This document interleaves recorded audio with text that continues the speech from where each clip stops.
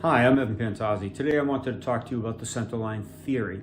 Most prominently, but not exclusively, it's in Wing Chun Kung Fu, where they try to overtake the centerline of the person's body, whether that be to control the person's body left or right, to get better control while their energy and their inertia is going past you, or to open it up to put a constant barrage onto that centerline to knock the opponent off balance.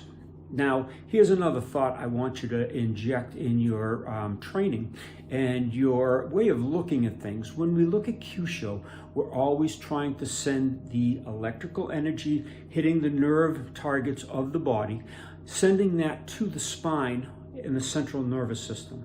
That's the centerline theory. Now, when you're doing the Wing Chun dummy, as a matter of fact, you're striking the dummy to send the electrical impulse, your kinetic energy, into the core of the dummy. Now, the core being the central nervous system or the spine.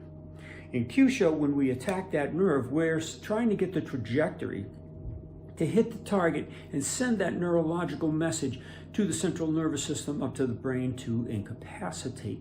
Now that's what we want you to think about when we're talking about centerline theory.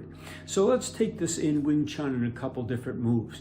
If we have the punches for as an example, when you're doing your Zilam Dao, okay, and you're doing the chain punch, or you're throwing the punch and the hand is slightly off center.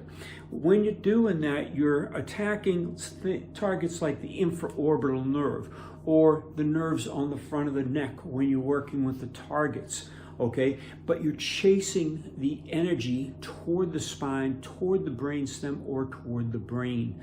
This is what's going to shut the individual down. And that's what the Wing Chun training is all about. It's not just about learning how to block and parry and move off center line, okay, to attack the opponent.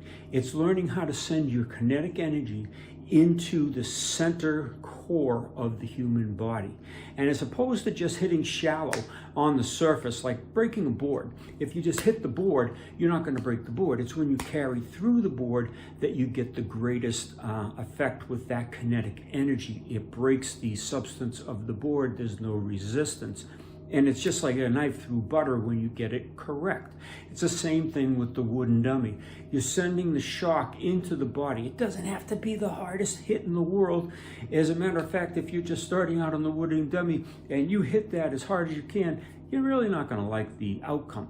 What it is, though, is learning how to maneuver and strike the core, into the core of the wooden dummy as you're working, okay? And whether it be with your kicks, whether it be with your hands, it doesn't matter. And even when you're doing the striking on the dummy's arms, you're not just striking it to the side, because that has no value. What's going to happen is if you strike the arm to the side on an opponent, it swings around, they're going to swing with a back fist, or they're going to come back with some other viable attack. Plus, you lost the contact of them.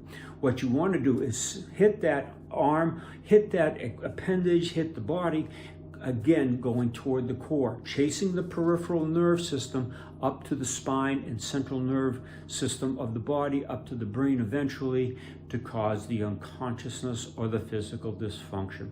So just an idea for you to think about Centerline and Wing Chun in particular, but it would go with any martial art.